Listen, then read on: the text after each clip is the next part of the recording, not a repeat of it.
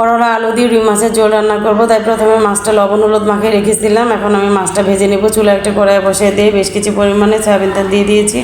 তো এই পিট করে আমি মাছটা ভেজে নিব। মাছটা ভাজা হয়ে গেলে নামিয়ে এই করে আমি রান্নাটা করে নিব। তো এই মাছ ভাজা তেলের সাথে আমি আরেকটু সয়াবিন তেল দিয়ে দিয়েছি। দিয়ে এখন পেঁয়াজটা দিয়ে দিব। পেঁয়াজটা ভাজা হয়ে গেলে মশলা কষানোর জন্য সামান্য একটু পানি দিয়ে দিব। পানি দিয়ে লবণ হলুদের গুঁড়া মরিচের গুঁড়া দিয়ে হাফ চামচের মতো আমি জিরা বাটা দিয়ে দিয়েছি। জিরা বাটা দিয়ে এখন ভালোভাবে মশলাটা কষিয়ে নিব। তো মশলাটা যখন কষানো হয়ে যায় কেটে ধুয়ে রাখা করলার আলুটা দিয়ে দিব।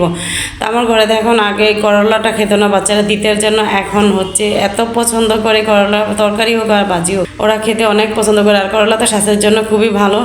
তো করলার আলুটা ভালো মতো কষানো হয়ে গেলে আমি পরিমাণ মতো ঝোলের পানি দিয়ে দিব। পানি দিয়ে একটু নেড়ে চেড়ে বলক আসা পর্যন্ত আমি একটু ঢাকনা দিয়ে ঢেকে দিব। যখন বলক চলে আসে তখন ভেজে রাখা মাছগুলো দিয়ে দিব। তো মাছগুলো দিয়ে একটু নেড়ে চেড়ে সাথে 4টা কাঁচামরিচ দিয়ে দিব। দিয়ে ঢাকনা দিয়ে ঢেকে কিছু সময় আরও রান্না করে নিব। তো ঢাকনা আমি এই পর্যায়ে আমার রান্নাটা পুরোপুরি হয়ে গিয়েছে। ঝোল আর বেশি কমাবো না।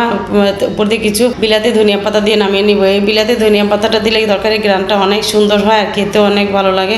তো আমার রেসিপিটা কেমন লেগেছে কমেন্ট করে জানাবো।